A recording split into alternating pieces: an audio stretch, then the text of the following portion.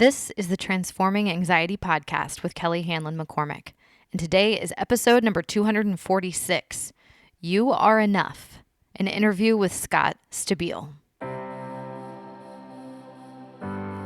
Welcome to Transforming Anxiety. I'm your host, Kelly McCormick.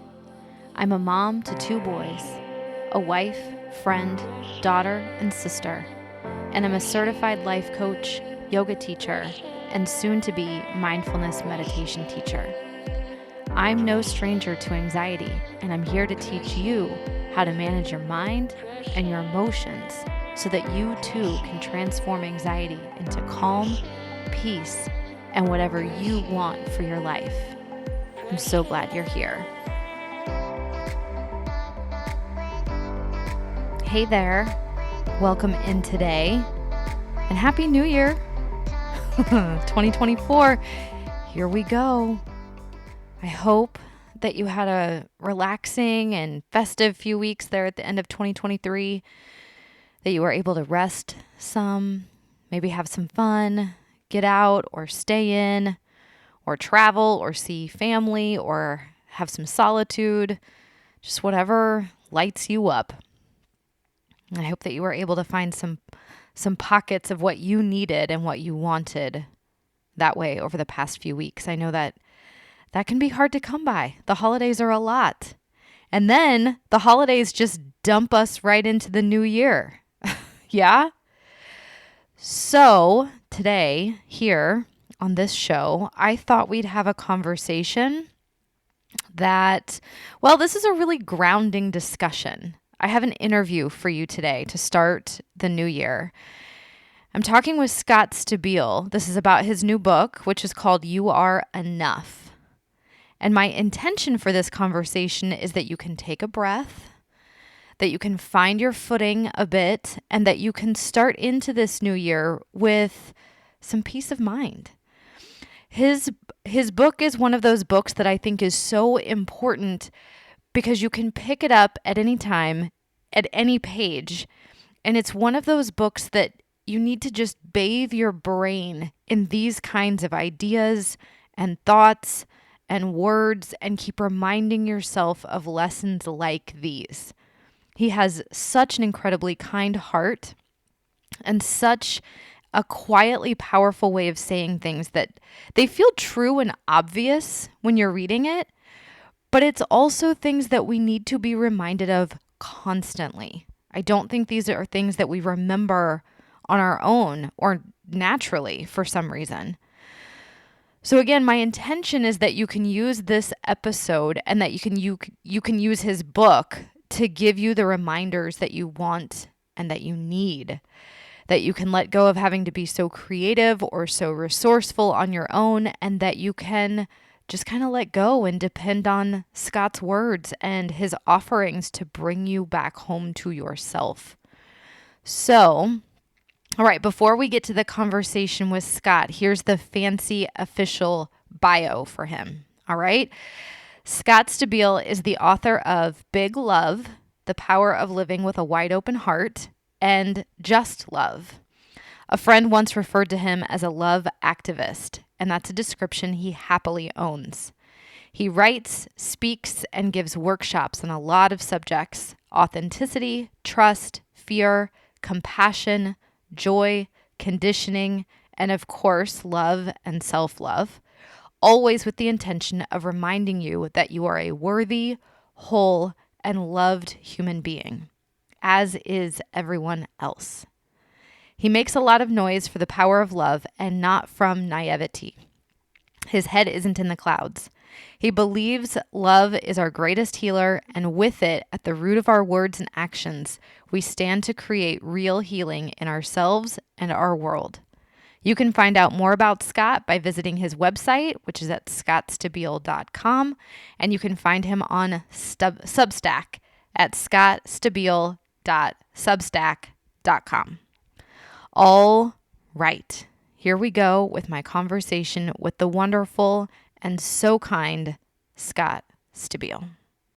Okay, Scott, welcome. Thank you so much. I'm really happy to be with you, Kelly. I'm so excited to have this conversation. We were just chatting for a few minutes before I hit record about our sweet mutual friends and Mm. um just and we'll get into the book here. The place that I think this book is gonna hold in a lot of people's lives. I cannot say enough good things about it. So we're gonna talk about this a little bit today. Enough as You Are. This just came out, yeah? Yeah, a month ago today, actually. Yeah. Oh, So it's happy book birthday. Yay. thank you. Enough as You Are, yes. And you have a previous book, Big Love, which was amazing as well. So that's something for people to check out. Let's just get right into it. I have Okay. first question for you. The way that I hear you described and the way that I see people write about you and people talk about you as a love activist. Yeah. Tell us What the hell does that everything. mean? Yeah, enlighten us because we need love activism more than anything right now. Yeah, it's funny, that the first time I heard Love Activist, I was uh, incredibly excited and grateful to receive a blurb from Glennon Doyle on Big Love. And she's someone I cherish, whose work I cherish, and everything she's doing out there. And in her blurb, she referred to me as a love activist. And I had always been someone who, if people asked me what I do, I would just stutter through. It's like, instead of like, it was never just I'm a writer or I'm whatever. I never knew what to say to that question. So I would just go on and on about trying to explain what I do. And it always sounded jumbled. And then I saw these two words together, love activist. And I'm like, that is a title I can own. Because for me, what that means is I make a lot of noise for the power of love in our lives. And I see love as an energy that is alive within us and outside of us. And it's an energy we can choose to engage with whenever we want. And every time we do choose to engage with it, we are contributing in a pure positive way to our world, to ourselves, to others, to healing. And and so for me, that's really essentially what love activism is. It's really understanding that, as I understand it, I should say, without the energy of love, there's no possibility of healing. And the moment we add love, and when I say love, I'm really talking about everything love invites: compassion, forgiveness, empathy, kindness. When we invite those energies in, we have a possibility of healing. So, like, anger is a very powerful change agent. It is necessary, it's important, and anger on its own cannot create healing. It will not. It will create something new, but that new thing, if only created from a place of rage, is going to look a lot like the old things that we weren't happy with, just with another face on it. So what can we do when we have anger, but we foundationally know that what we want to serve is love? Yeah. Then it's like suddenly anger not only becomes a change agent, it can become a powerful healing agent as well, because we've added to it the one thing we have that creates healing. And everything I'm sharing with you, Kelly, is my understanding of things. It's based on my lived experience and what makes most sense to me. So that's what makes most sense to me, to add love to everything as often as possible. Yeah. And yeah, so that's what a love activist is for I me. love it. Okay, so something that you said, this made me think of when you were talking about anger. So to borrow from Carla McLaren, her book, The Language of Emotions, she Okay. says, when you feel anger, like the first question of anger is what needs to be protected. Mm, So when you think of, because yeah, any emotion really, almost aside from love, it points us toward the work of, right, digging deeper, asking more questions, getting curious. Can we drop judgment? Can we dig deeper and get towards love? And that, to me, when you ask, okay, I'm feeling angry, and you ask the question, what needs to be protected? Or you could mm. say, what has been trespassed upon, Absolutely. right? What Yeah. has been violated? So Yeah. then it gets you closer to the piece of love that's in there. All to say, it's like, I hear what you're saying. A lot of the work that I do around anxiety too, I'm like, listen, I don't know. I just am a really anxious person. This is what I have found works. Exactly, exactly. And that's all we can ultimately do is, like, share what we've seen that works for us or what we've observed out there in the world. Yes. And the thing I want to say about this also is that we are all entirely human. I mean, well, we're not entire. We're mostly human, and we're also really divine. I feel like we have the energy that created all things. Whatever name you want to put to that energy that is in the mountains and in the stars and in the rivers is an energy that's alive within us. And when I tune into that energy, and that is an abundant energy of love as well. When I tune into that energy, I feel boundless because that energy is without limits. It's creative, it's wild, it's uninhibited. And we're also human. We also all have minds, and every mind is imbued with fear and insecurity and is wildly insane. And we're all contending with these things. And I bring that up to say that I'm not always in love. I'm not always aligned with the energy of love. None of us is, I don't think. Right. And part of this journey for me, and a lot of the energy I give to my work right now is really built around self-love and the power of loving ourselves and what that informs in our lives. So when I'm not able to show up the way ideally I would want to, what I've gotten really good at is being really graceful with myself, like even in those moments, nudging myself back on the love train when I fall off of it, but reminding myself, hey, honey, you're human and this is okay. This is all part of the journey. And there's no reason to shame yourself the way you have for years and decades of your life, because I've never shamed myself into a place of healing. And yet, I have continuously loved myself into a better place of being. And so that's for me an important thing to recognize, because I think those of us like you and me and our mutual friends and others out there, we're on this path where we are bringing awareness to our choices and seeking to, I don't want to speak for you, I just met you 5 minutes ago, but seeking to be more loving and to show up with more awareness and consciousness, and and we can be the harshest on ourselves when we're not. You know, I so often have judged myself against a more evolved person, a more evolved version of myself that doesn't even exist. And instead of just being present with who I am right now and offering my grace to the person who's showing up in this moment. Yeah. Yeah. It's a bummer, right? Damn Totally. it. It's a total bummer, man. But I think you're saying something important here too, of like the goal is not to live in love 100% forever and ever. I'm going to cross that finish line and I'm going to be there. I say this with all of this work. We're never going to feel 100% anxiety free or calm, cool, and collected or not overwhelmed.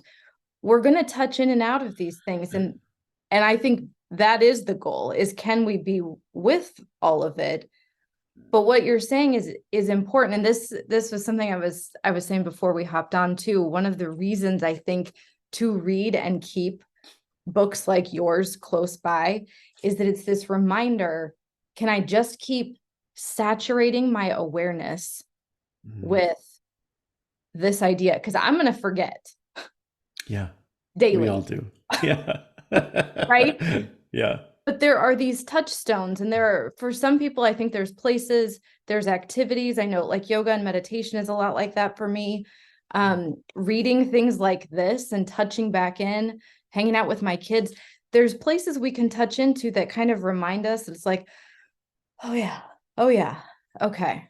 Because if the shame thing, if the beating ourselves up thing, if that was going to work, we'd all pretty much be set. Exactly. 100%.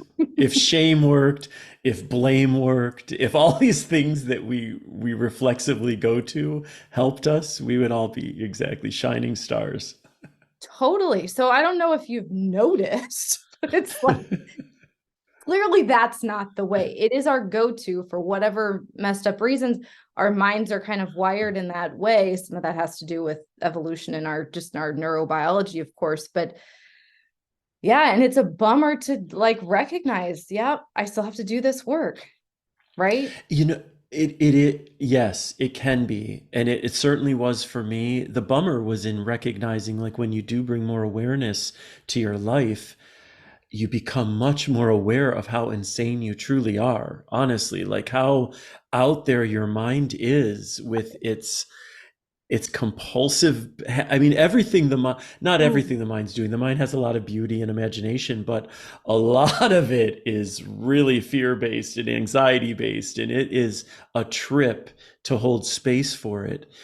But I would say at the same time, I would say there's no more, for me, no more interesting way to live life than to look at how I'm showing up, why I'm showing up, with curiosity instead of judgment. And that for me has been the big shift. It's like, if you can bring curiosity to this process and to this journey, and a real openness to the exploration without the compulsion to shame or to judge, and also without the expectation to be beyond where you actually are, this journey can actually be really, at times grueling, and at times just like exciting. And because you also become more aware of the ways in which you actually have grown, the ways in which you're not Mhm. responding and reacting to things the way you used to. And those moments are to be cherished. I look at myself, and I suspect you would make I'm going to speak for you again. Please. I'm just I going to think speak for I you. think you Yeah. know. It's Yes. like when we look at where we are today compared to where we once were in relation to different aspects of our lives, I am a wholly different being. I am so much more loving with myself and others than I've ever been, which doesn't mean there's not a lot of room to grow, but Yeah. my goodness, it's important to reflect on how far you've come on the journey as well. And I feel like we discount that. We forget to celebrate, or even not even to celebrate, just to take a moment to recognize, right? Because if we're so, our gosh, our society, we're so conditioned, like on to the next, on to the next, on to the next, that's done. And so that's over, Absolutely. right? Next, bigger, faster, more, right? And it's one of the reasons that some of my students that I've worked with for years, I'll pull up notes from, like, 2 years ago. I'm like, do you remember when we were working on this? Here's what you said. Are you ready? Uh-huh. Just to remind that you're not the Yeah. same person, right? Yes. And Yes. I've talked about too, like, it's kind of like a corkscrew, because we do kind of double back, don't we? We're like, oh, second verse, Oh, same as the first, still triple myself, back, quadruple back. Yeah. right? Yeah. Yeah. But it's like we move, it's like, but a little bit, maybe a little bit more loving, maybe a little bit more patient. Maybe we Hmm. see it just a little bit different. It's like if we're walking in a maze, could you just take one different turn, Yeah. right? Maybe you'll end up in a Yeah. different spot, right? Same story, still you. And Yeah. yeah, these little adjustments. And maybe the gift for me, oftentimes these days too, the gift is the depth of acceptance I have for where I am in the moment is so much greater than I used to bring to the moment. Just, even if I'm not, even if I've spiraled through the same story and I'm being triggered in a way that even feels more intense, like it looks like I haven't even learned a thing. What is showing up for me more, as much as ever, more than ever, is like, okay, this is where you are right now. This too is okay. This too is part of the human experience. This too is part of your journey. There is zero reason to judge it. And if you are judging it, that's okay too. Like, that is the gift of real acceptance. There's always a deeper level. There's always another place where you can go, okay, I'm judging myself right now. No big deal. That's part of being human. And do you Yeah. feel the energy of that? There's this gentleness to that energy that for me just creates a wholly different relationship with myself. It's like, I view self-love as a skill. It is something you can work at. And like all skills, the more you work at it, the better you get. And what the work has shown me and given to me now is that there's this reliable voice within that is always there on the other side of anything, no matter what. Even when I'm mired in the mental self abuse, that voice might be quieter in those moments, but it's always there to be like, hey, honey, you're still beautiful, you're still worthy, you're still enough, no problem. And what a gift to have that voice. And by the way, we all have that voice. That voice is our heart. It is a voice that is only fueling us with love and compassion and kindness. It just gets buried often by the loudness of our mind. Yeah. One of my meditation teachers likes to say that through these kinds of practices you will feel better, right? Yeah. And he gets the question often of like, I don't feel any better. Like I thought I was going to be like happier or more content or at least more neutral, right? And he's like, Right, no, totally. you're not going to feel better. You're going to feel Right. better. And it's like, oh, you're going to feel angry better. You're going to feel sadness better. You're going to like what you were talking about. You'll be able to notice that you're judging yourself. Mhm. And instead of reacting to it and just getting so lost in it, you'll be like, oh, this is what it feels like to judge myself. Mhm. I'm not judging myself. I'm not Right. magically above and beyond Right. judgment. I just notice judgment. Oh, this is how judgment feels. Oh, Yeah. look at me judging myself. And Right. it's like that's the part that gets quote unquote better. Yeah. So it's always kind of this funny thing that we talk about. I don't feel any better. It's like, but you feel Right. better. I want to say though, I do feel better. Like in It general, works. it works. Like yes, I feel better in the way that you're describing it, but also in general, I'm more peaceful. Like I feel a deeper sense of peace in my life, even when I am lost in whether it's anxiety or frustration or feeling depressed or whatever. There is this foundational level of acceptance of it, not all the time, but in general, more than ever, that has created for me a general sense of peacefulness that is steady within me in a way that it never has been. And I'll tell you, I love it. Like I long for peacefulness. Like I would say if there's anything I seek even more than joy, I mean, I love it all. If I can get it all, I'll take it all. But even more than like joy or whatever, it's like peace, you know? And Yeah. I'm finding that more in my life, and I appreciate that. And it's not by accident. And because it's not by accident, I feel like I can confidently say to anyone who's listening right now, it is within our power to create for ourselves a life that actually is more peaceful, that is more joyful. It is it in it it is it doesn't matter in a way how you've lived up until this point, because it is always from this moment on that's going to matter the most in your life, which is to say there is always opportunity to create for yourself something different than what you've created, if what you've created feels unfulfilling and depleting and not like how you want your life to look. Yeah. So, okay, to say that of like you're going to feel better, but the upshot is really you do wind up feeling better.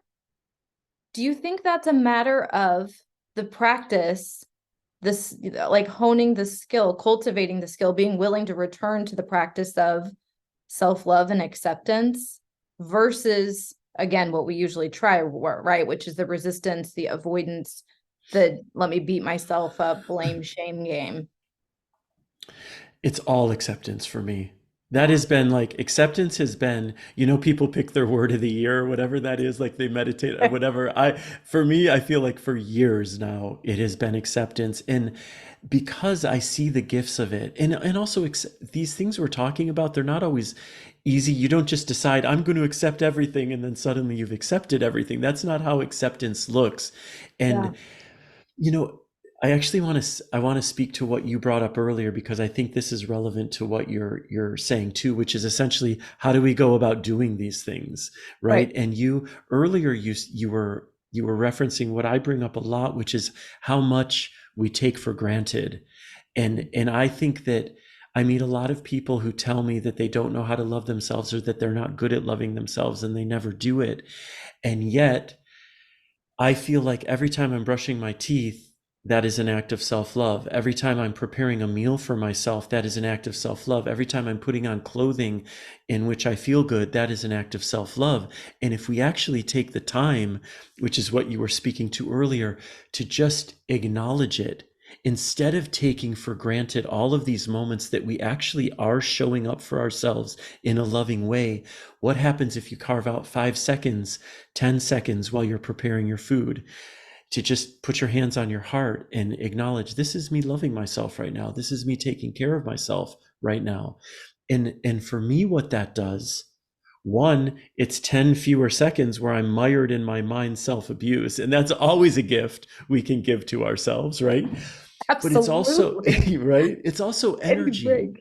All this stuff is energy that we're talking about. And the more energy you give to honoring yourself, self-care and self-love, the more naturally you're going to be participating in more self-care and self-love. And also what it does for me is it's very hard for my mind to convince me that I don't know how to love myself when I'm actively acknowledging several moments throughout the day when I am actively loving myself. Right. So Yes. all of these things I feel like serve the practice of self-love. And this is how we hone that skill so that it becomes more natural, so that you find yourself more often over the course of a day reflecting on the ways you're loving yourself and feeling in better relationship with yourself. And it's, for me, it's all money in the bank. Yes. And I love what you're saying here. I tell my people all the time, I'm like, this does not have to be fancy or formal or time consuming or any of it, because all you're asking here is this. It's like remembering to remember, right? We have to just be aware and turn the way that we talk about, oh, I have to get up and get dressed now. Oh, I have to make dinner, Right. right? All that needs to happen there. And I love to remind my people when I have authors, writers, experts, different teachers on the show that, like, it's so fun to hear the same lessons but in different words from different people, Uh-huh. because none of this, I say this all the time, this isn't, first of all, it's not a have to, it's a get to, Right. right? Yes. And your only job, I promise you, the only job any of us have anytime for the entirety of our lives is to take care of ourselves. Mm-hmm. That's it.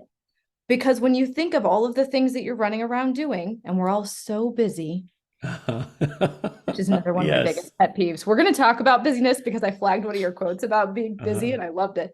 Um, it's everything you're doing, whether you're taking a shower, whether you're going to work, whether you're taking care of your kids, whether you're cooking dinner, it's to take care of yourself in some way.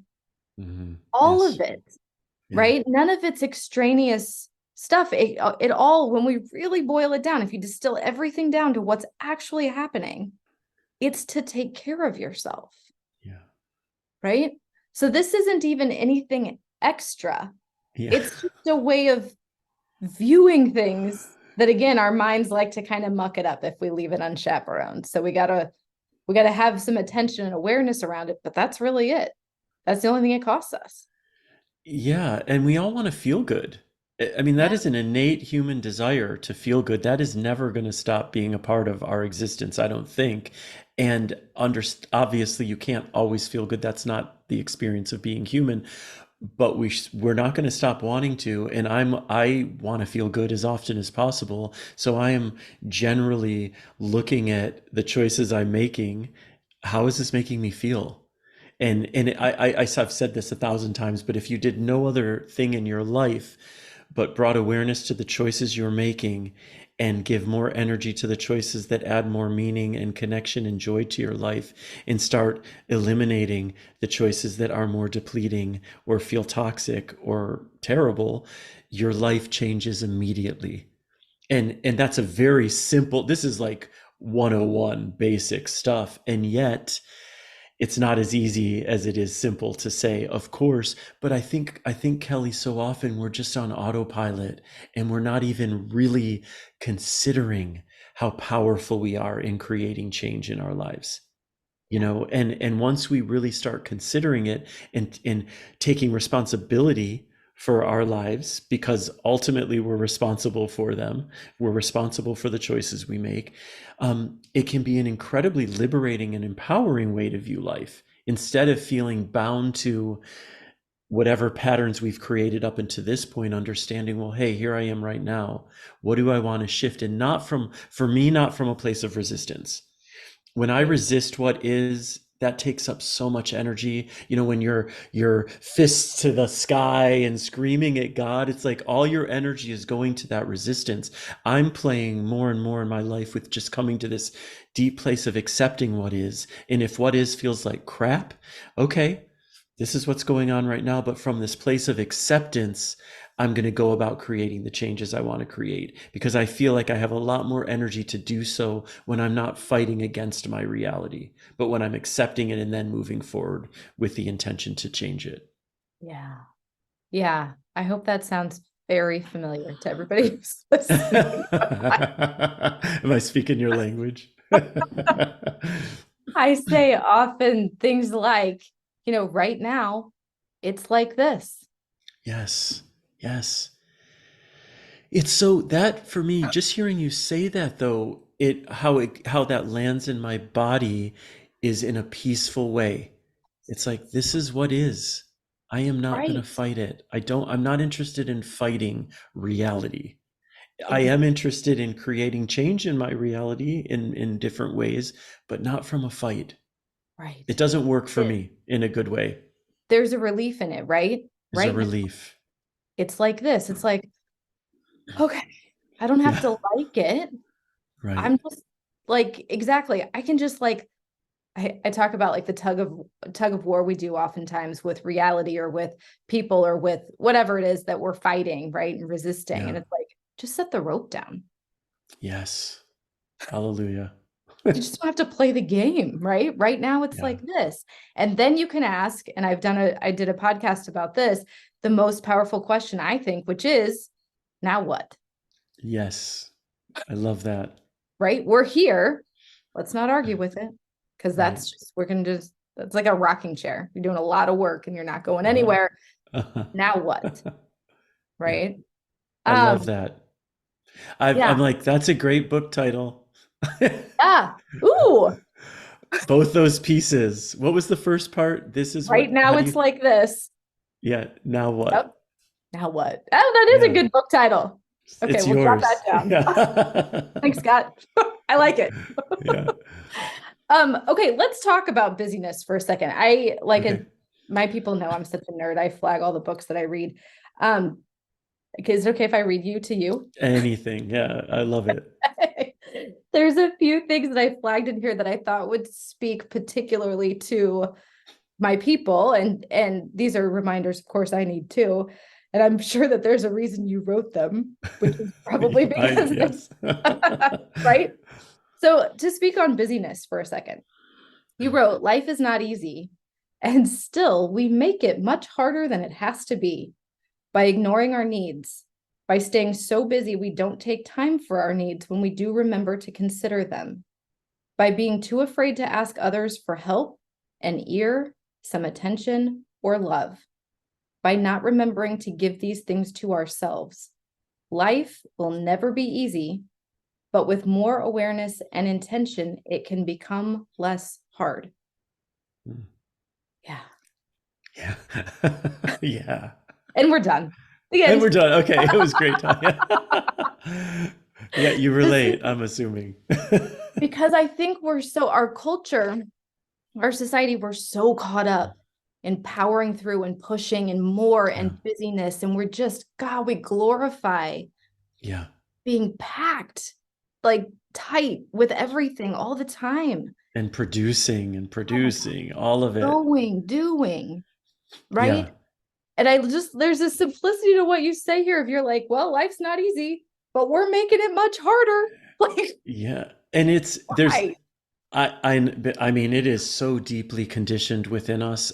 Getting off that wheel of productivity. There's another, I hope I'll remember it because it's short. That's also in the book that relates to what you're saying. I wrote, You know what I like even more than a wildly productive day? Or you know what I love as much Yes. as having a wildly productive day? Having a wildly unproductive day and not judging myself for it. Doing a whole lot of nothing and loving myself just the same. And that for me is speaking to this whole idea that we are only of value when we're producing, when we're busy, when we're doing. And I'll tell you, I think this is one of the hardest things for most of us to really get outside of. I'm someone, I think a lot of people in my like my family certainly looks at me and is like, I wish I had your life. You don't seem that busy, like you're not doing much. And yet, and I'm someone who feels like compared to many, I'm pretty good at not filling my day with things to do.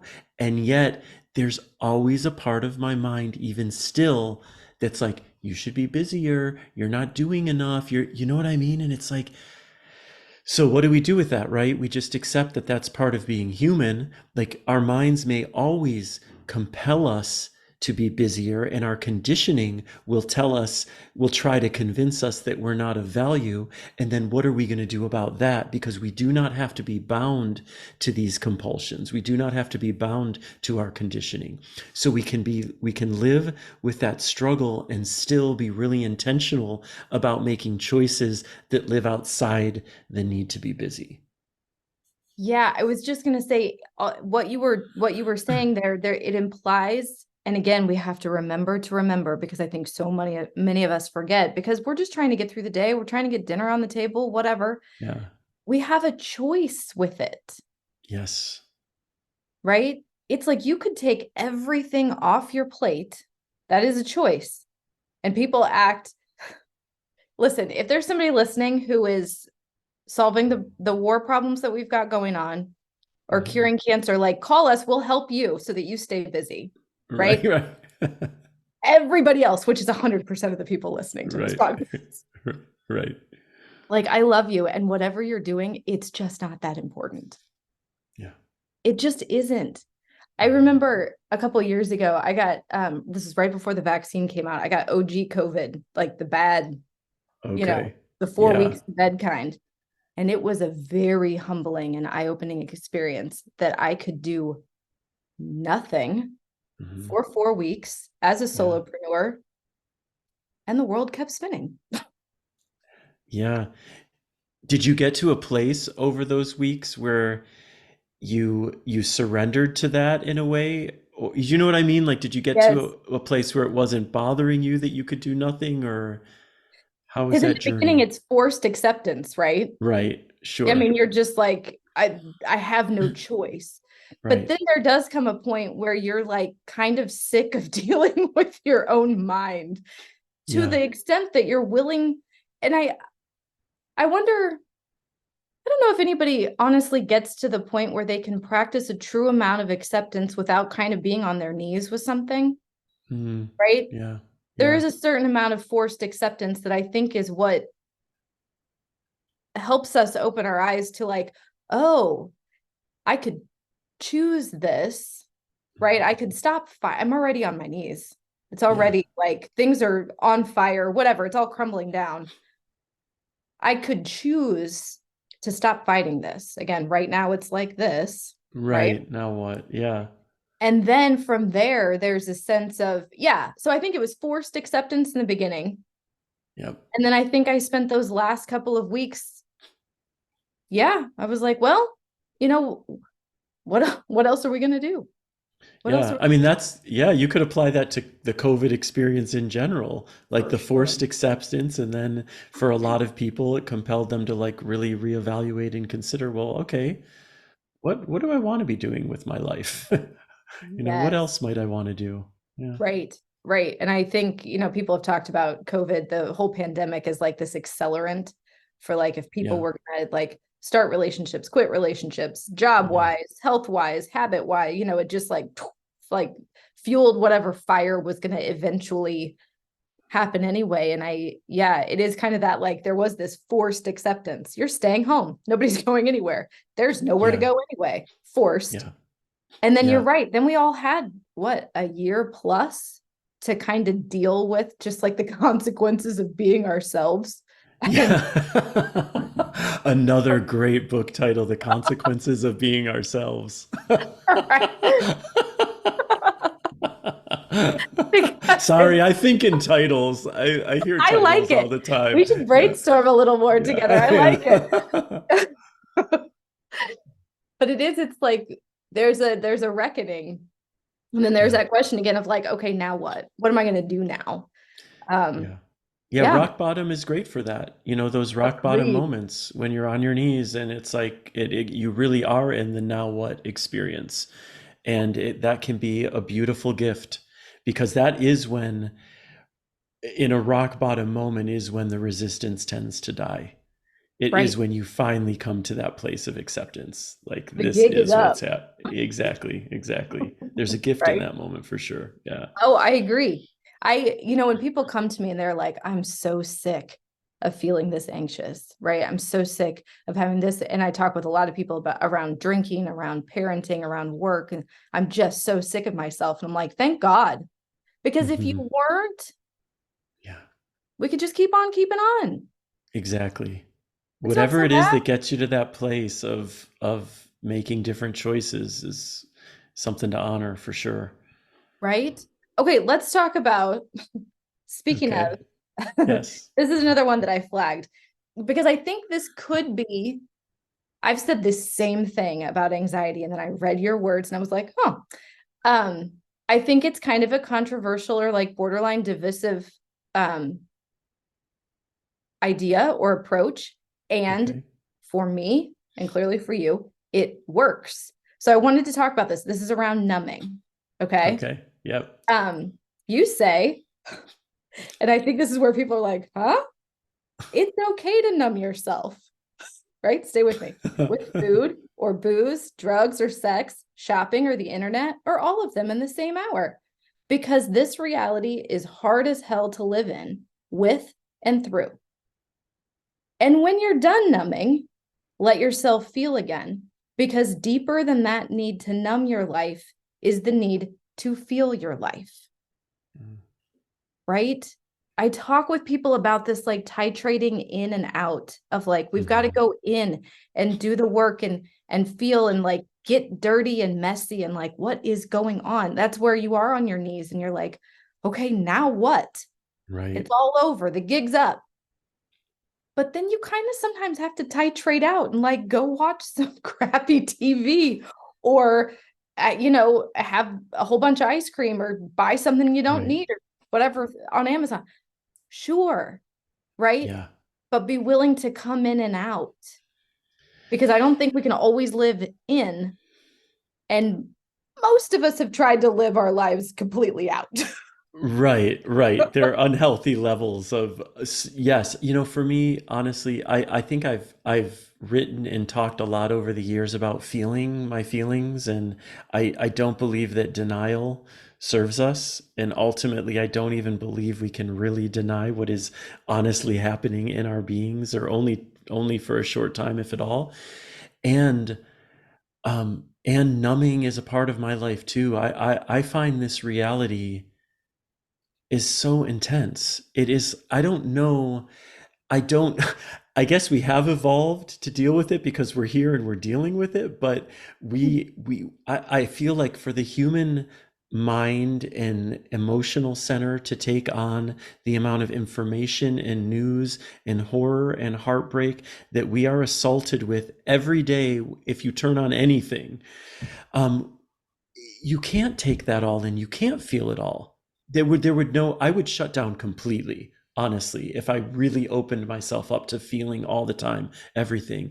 And so for me, actually, I'm a lot more graceful with myself when I am choosing the Netflix binges or whatever else it is that I'm choosing. And I used to shame myself relentlessly for checking out in that way as if it were a bad thing. And look, I also want to be very clear.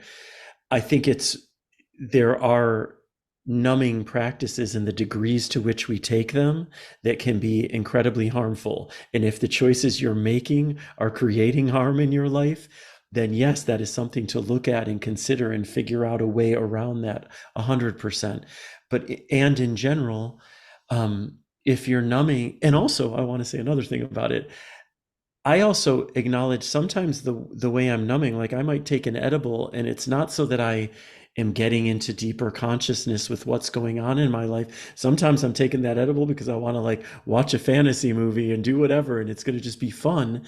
And I know that if I'm choosing an edible in that moment with the sole purpose of numbing because there's something I don't want to look at in my life, that thing I don't want to look at is going to be on the other side of my high. Like no, those things do not go away. Nothing goes away because we choose to escape them. They're still living on the other side of it. So there are all these different components to it, and I feel like the conversation around it needs to be very nuanced. But for me, um, I'm good with the choices I'm making more than ever because I'm not shaming myself for them. And that is like critically important, I think, around the whole story. I love that. I could not agree with you more. I talk with my students a lot about choosing healthy distractions and being intentional. Just like what you said, as long as we're aware that whatever it is that's happening, that's hard, that's difficult, that's painful, that's confusing, that we feel stuck in, as long as we know it's still going to be over there waiting for Right. us. Right. Like Glennon talks about this too, of like every day there's quitting time, right? Hmm. Because then I Yeah. got to get up tomorrow and start over again. And I know I'll get to quit again. And I'm Yes. all for the quitting time, right? Yes. This is more of that like titrating in and out of like, I have to quit so I can start again. And when I quit, I try to be somewhat mindful of like, okay, here's what I'm going to fill my head with, or my ears with, or my shopping cart with, or, like I try not to just completely let loose the way that Hmm. I used to, like particularly around alcohol. Um, and like, I think you're right. It's the intention piece. If I'm doing it knowing this is not the like get out of jail free card. Right. Right. It's not going to Right? solve the problems. No, this is just quitting time so I can get back in the arena tomorrow. Yeah. That feels a lot better and a lot different. Yeah. And yeah, and for me, honestly, I am deeply committed to being in good relationship with myself. I am deeply committed to showing up with love and compassion for myself. That is a priority, a main priority in my life. And so what I'm seeing and have learned is possible is that we can be in good relationship with ourselves no matter what choices we're making, which is to say that yes, ideally I want to be intentional. I'm often intentional about the choices I'm making. I like to make healthy choices and plenty of times I'm making choices that I know are not the healthiest, but I would rather make an unhealthy choice and be kind to myself through it than make a healthy choice and still be mired in this mental self abuse no matter what I'm doing. Like for me, the greater goal is not about my choices, it's about the relationship I have with myself no matter what. And that is really so much of what the book is about because it's continuous reminders that hey, even the unlikable parts, we can love ourselves. Even when we're not showing up the way we want, we can love ourselves. Like it is possible to really be our best friend, and not from this naive, corny, never going to happen way, but from a deep acknowledgement that we are with ourselves 24/7 every day of the year. How could it not be a priority to get in good relationship with ourselves? It doesn't make sense to me anymore. It's Yeah. like I because that is going to be the thing that has, I'll speak for myself, that has ultimately been the thing in my life, my relationship with myself and how much more loving it is that has changed my life more than any other thing. Yeah. Yeah. This is okay. This is the difference between looking at the superficial, like, again, what are you doing? Where are you going? How are you acting? What are you saying? Right? That superficial top level behavior stuff, Right. and loving underneath all of that, right? Knowing yourself, Yes. understanding, like meeting yourself there. And this is something I've been practicing more and more with my kids, but just with people, is like when you see people's behavior or you hear people's words or you hear your own words, sometimes you're like, stop talking. Why am I still talking? Right. Totally. Oh my And God, yes. it's like, this is just the behavior. Let's get curious about what's going on underneath that. Can we love that? Because we're just seeing like the symptom or the side effect or the output or something of like how this person is thinking and how this person is feeling. If we can love there, the Yeah, behavior almost becomes irrelevant. right. Yes. Yeah. Right? Yes. Yes. And I think it's like you just brought up your kids, and I suspect you're very good at loving your kids. And I also suspect your kids at times are jerks. Like all children or 100%. They're teenage boys. oh my God, So then I definitely know they're jerks at times. exactly, right? And Right? they're lovely. And yes. Yes, and it's like again for anyone out there listening who really struggles with the concept of self-love and believing that it's not within them to do it, I really encourage you to look at the people in your life that you are able to love. It doesn't make any rational sense that if you are able to love others, you would not be able to direct the love at yourself. That love is not just meant for others, right? And so if you're able to love at all, you're able to love yourself. And Yeah, the more you practice at it, the more intention you bring to it, the more willingness. You know, I don't know. I just say what I feel called to say. So all of a sudden, I'm going to talk about affirmations for a minute out of the perfect. blue. Yeah, but I'm someone who I struggled with affirmations, and now Mhm. I've embraced them, and I've embraced them because I feel like saying something that isn't true didn't resonate for me. So if I'm like, I love myself exactly as I am, but if how I'm feeling is self-loathing, how you're feeling is always going to trump the words you're saying. So Right, you can't just say words that aren't true if in your body you're feeling something entirely different. But if you're right. on this journey to self-love and you're struggling to get to this place of I love myself, I think with affirmations or any language, can we make the most honest statement that resonates as truth in our being, but that is also under the umbrella of a positive, loving statement? So for me, if I'm struggling to love myself, but I am willing, that's a beautiful statement. I am willing Yeah. to love myself as I am. I am willing to give my energy to self love. That is an honest statement. And it also reflects self love. So you actually are loving yourself in the moment of saying, I'm willing to do it, or I'm Yeah. open to doing it, whatever that statement is for you that feels most truthful. Oh, I love that. Okay, I was going to challenge you on the affirmation thing, and then you've written exactly where I had to go with affirmations too, because of exactly what you said. If you're saying something that feels false, so Yeah. quick sidebar on this, I have a working hypothesis that the opposite of anxiety is honesty, Okay. and that the more truthful we can be, the more we can know ourselves, the more we can understand, the more we can be be mindful and curious in a way, and you said this earlier too, can I be curious in a way that's not judgmental? Yeah. Can I let go and genuinely inquire as to what is happening, Yeah. right? Like Yes. like really with letting go of like I have no preconceived or assumption or like here's where we need to get with this, but just like what is Yeah. happening here? Yeah. Yeah. My hunch is that the closer we get to truth, the closer we get Mhm. to saying, here's who I am, and here's what I want, or here's what I need, or here's how I screwed up, or whatever, the less anxiety we're gonna feel on a regular basis, because I think so much of the anxiety is us and not lying the way that we think about lying, I right? feel you totally. But us Yeah. just lying to ourselves. Pretending and That's acting, and exactly. yes, Right? totally, a How hundred can I percent. shine this up? How can I be a little better than I am? And It's like, exhausting. do you like it if I'm like, maybe I should stand like this, you know, Yeah. like, Yeah. and it is exhausting. And I think so. This is like I said, it's just a hypothesis that I'm working with, and It makes sense everybody, though. right?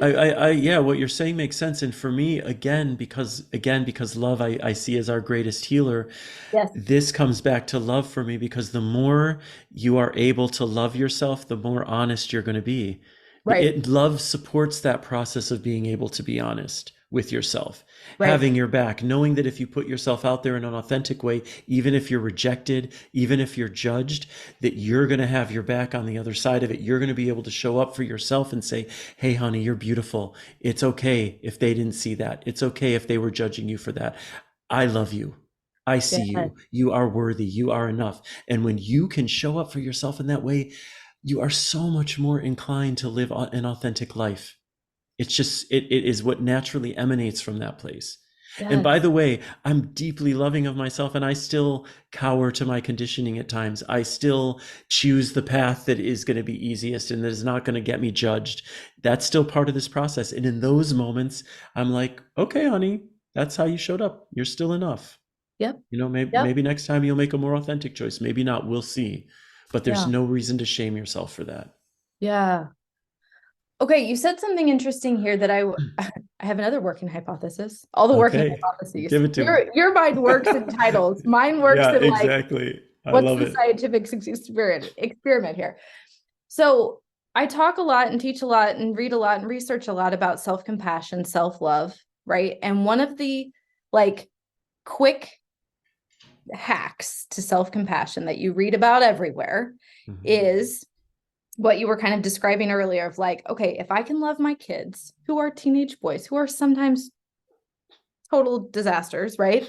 If I can love them and I can offer them support or kindness or patience or whatever in these really trying moments that they sometimes are going through themselves or that they're presenting me with, or we're having conflict, one of the quick and dirty hacks to this is I can just like sub out, their pronouns, right? Oh, it's Mhm. not for Aiden or Rowan, it's for me. And now I have Mhm. the script and I can offer it to myself.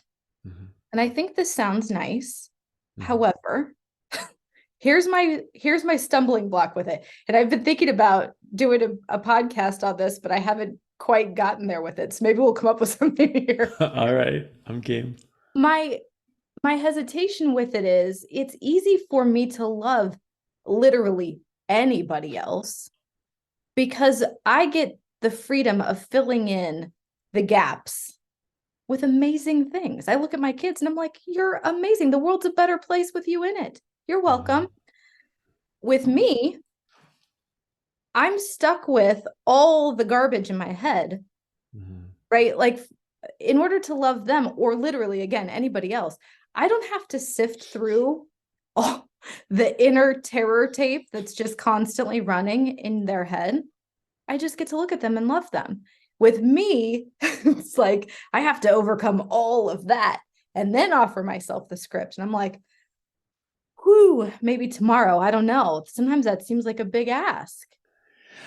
Yes, absolutely. And it's because the scripts are coming from different places. That's what I'm feeling into what you're saying. It's Ooh, like when you're showing up for your sons in those moments, it's heart generated love. That's what's coming through you. The words sure are being put together with the creativity of your mind and the intelligence yeah. of your mind, but the energy that is behind what you're doing with your kids is love. Now, when you're trying that with yourself, you're lost more. Well, I'm assuming I'm feeling Yes. into this. No, you're It's spot like on. when we try to do these things with ourselves, we get mired in the muck of our mind. So we're in the mental energy. And in those moments, how do we bring ourselves back into our hearts? Because Yeah. if we can get ourselves back in our hearts, we are not lost in the chaos of our mind. We don't have to make our way through any of the muck that's there because none of that lives in the truth of our hearts.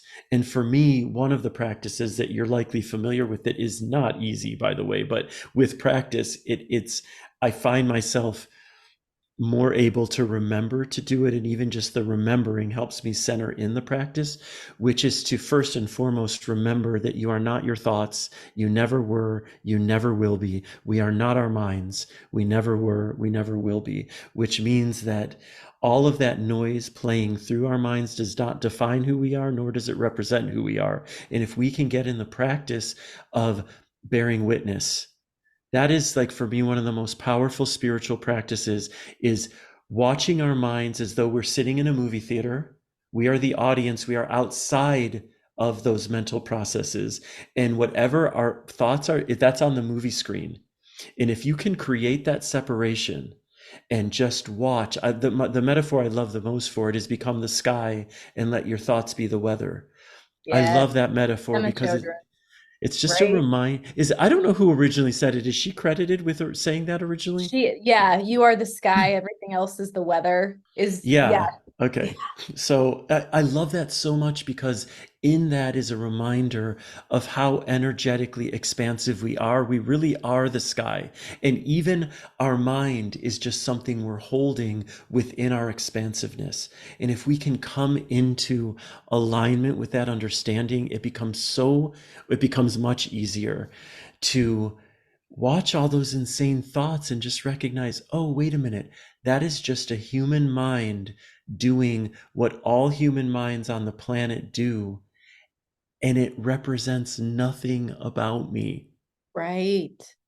And Right. so, and then other practices would be like, how do you get into your heart? If I were to ask you, like, how do you get into your heart when you're into your mind? It's like, think about that. Think about ways for you to recenter in your heart. This is for all of us. If it Yeah. resonates with you, it's like, what are the ways that get me back into my heart so that when I am reflecting on myself, it's not just through the lens of an abusive mind. It's through the lens of an extraordinarily loving heart that sees my beauty all the time, that never questions my enoughness and my worth, you know? Oh, that's such a great, yes, that's such a great reframe of if you're being blocked with your mind, it's because like you're in the wrong lane. You're in the wrong lane. Yes, go Get to a into the different heart lane. place. Yeah, get into exactly. Another great title. I love it. We're, Uh, we're going to brainstorm later. This is going to be good fun. a lot of books on our list right A now. lot of books. Um, yeah, that makes a lot of sense though, right? I talk a lot about getting into your body, getting into your heart, Yes. getting out of, and actually one of the podcasts I just did, this last week's is called Our Lying Minds. Yeah, We will think anything, right? It's just like we are shameless in what we will think. And our society, again, we glorify thinking so much, yeah, right? I mean, there's op-eds and there's all this media that we consume, which is people's thoughts about things, right? We're humans are storytellers, sure. right? This is how we relate to each other. It's how I say, oh, Scott, here was my experience. Let me tell you the story Yeah, of what happened or how it went down or the trip, right? So we're okay, that doesn't have to be a bad thing, but we do have to keep perspective on if that's the only thing, we have definitely lost the plot. absolutely. Especially because so much of what the mind is telling us is untrue. That's what's so wild about it. We are compulsive in our desire to believe our minds, and so much of it is untrue. It's wild, you know. It's This is one of my other favorite questions. You ready? Now I'm going to preempt it. Mhm. Maybe this is a title Okay. too. Is like, what if I never, ever had that thought? Like, who would Mm, I be without this thought? What if that just never occurred to me? exactly. Yeah. Because I Yeah. look around at the people in my life and I'm like, there are for sure people in my life who are not thinking the way that I'm thinking. Yeah. Right. They're not consumed up here with the thoughts that I keep returning to or that I just grasp onto or that I believe so wholeheartedly. I'm like, this is the way, this is the thing. There are Well, people who yeah, never that's think that part. way. Sorry, yeah. No, No, no. it's that is part of, I mean, I think it's close to one of the, Byron Katie, she's got these four questions. Yes. And it's, is Yes. it true? Can you be certain it's true? And then something like what you said, like, what would So it be like if this yes. weren't true or something like that? And Yes.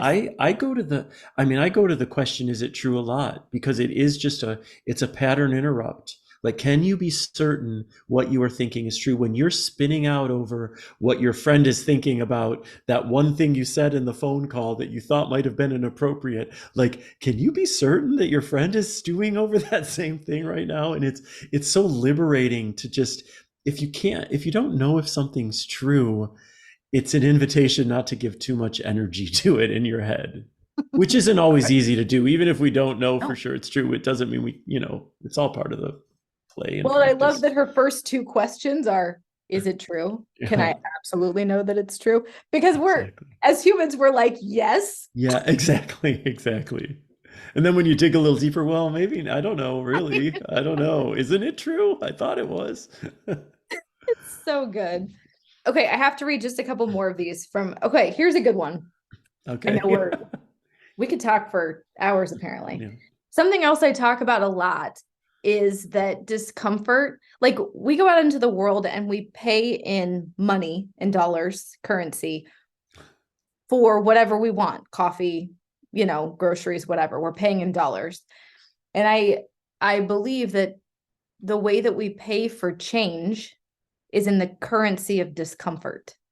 Mm-hmm. Right? It's like if it Yeah. costs me $7 to get a coffee, it costs me, how much discomfort, right? 72 discomforts in order to Right. whatever, right? Get Right. up Right. earlier or go to bed earlier or whatever, right? Yeah. So you have this great thought about discomfort and change. This is in here too. You say maybe all that discomfort is just wall after wall breaking down, years and a lifetime of conditioning that can no longer stand alongside your authentic expression. So the walls crumble and it hurts and it's necessary. Every path to freedom travels through so much pain, though it's always worth it as you discover your courage, keep taking steps forward, and eventually remember what it feels like to be free. Mm. Yeah. Yeah. Right? That it's like, I just don't know any other way. No, I don't. I mean, I don't. I shouldn't say I don't believe there's another way, because the truth is, I believe it is within our potential to awaken. Like in the snap of a finger, I think it is possible to awaken and remember everything that we truly are and be in no resistance to it.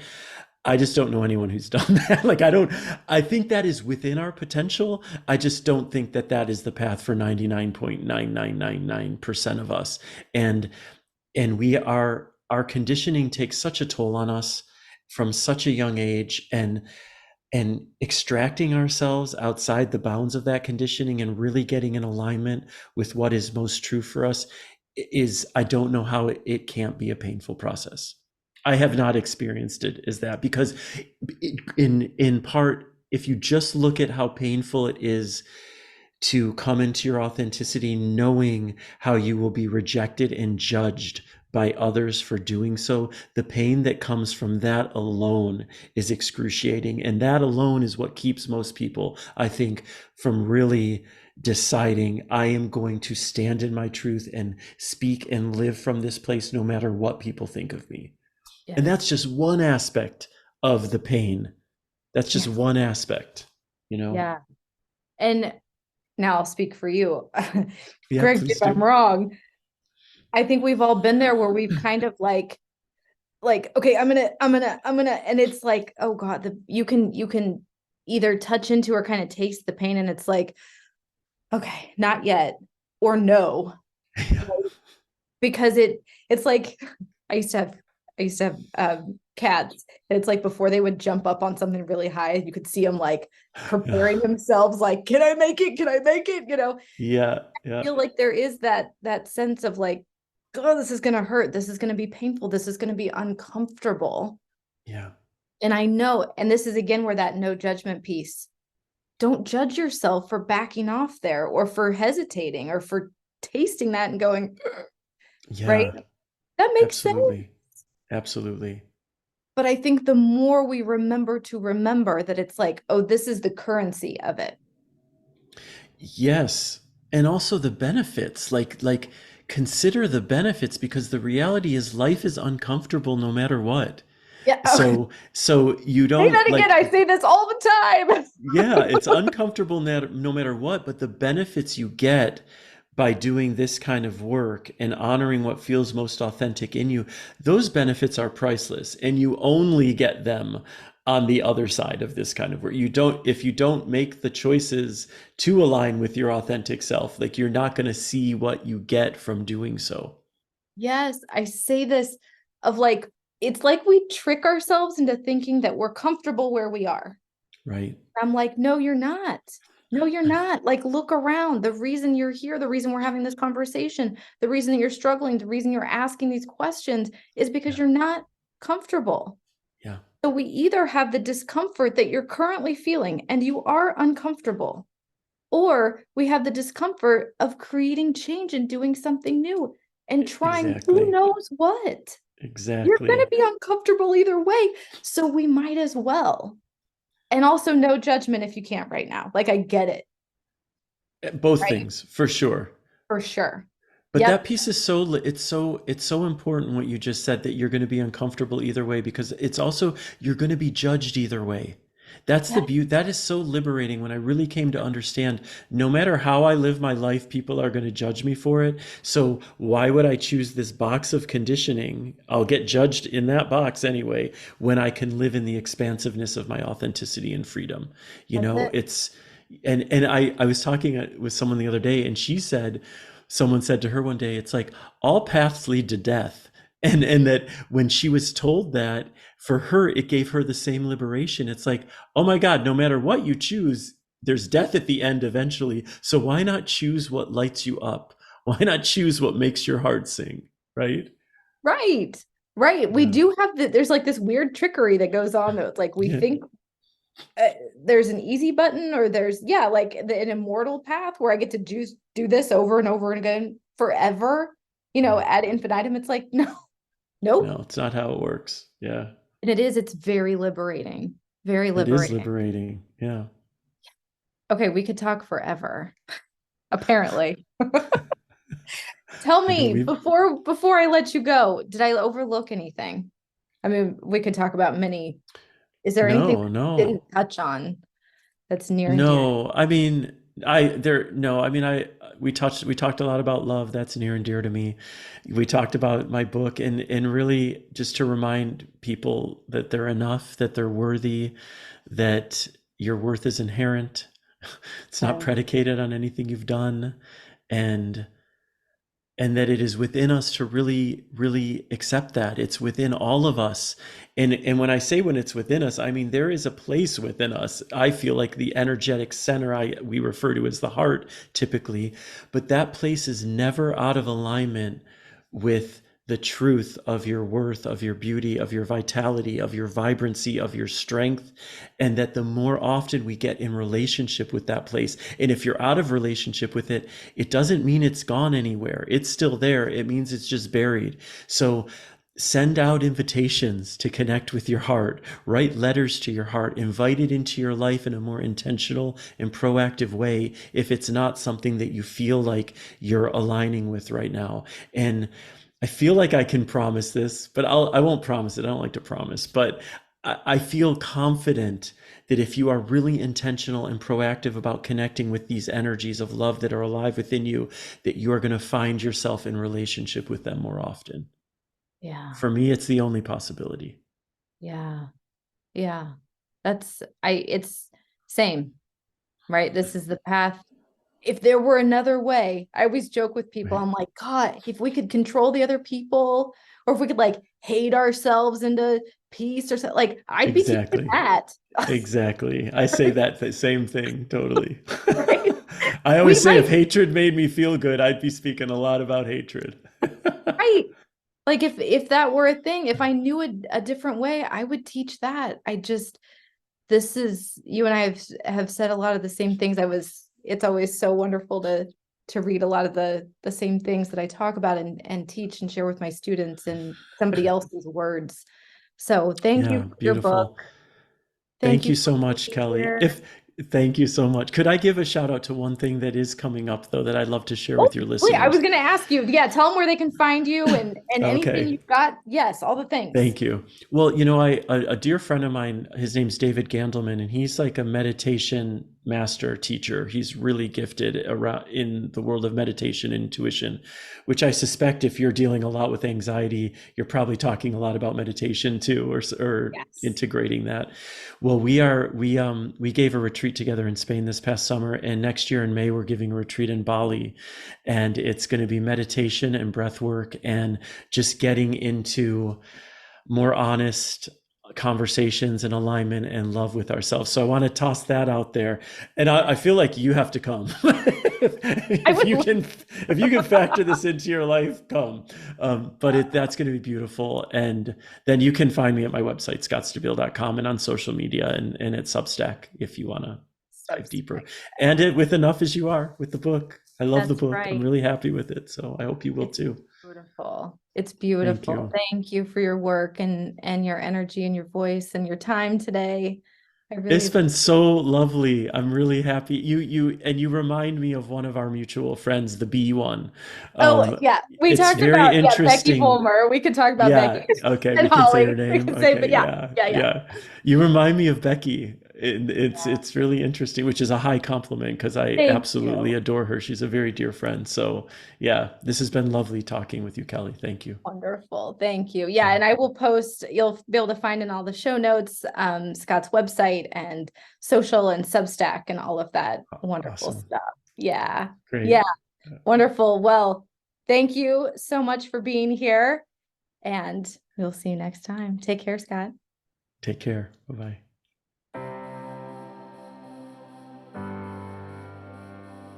Do you have someone to help you with your stress, anxiety, worry, and overwhelm? If not, I would love to be your coach.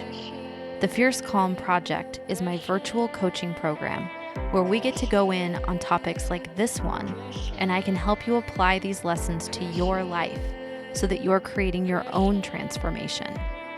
We do live coaching calls, guided meditations, on-demand yoga classes. We hold book club where we read books your neighborhood book club won't, and there's lots of bonus content that I've created just for you. When you're ready to take what you're learning on the podcast to a whole other level, then come on over and check out the Fierce Calm Project at kellyhanlonmccormick.com/Fierce Calm Project.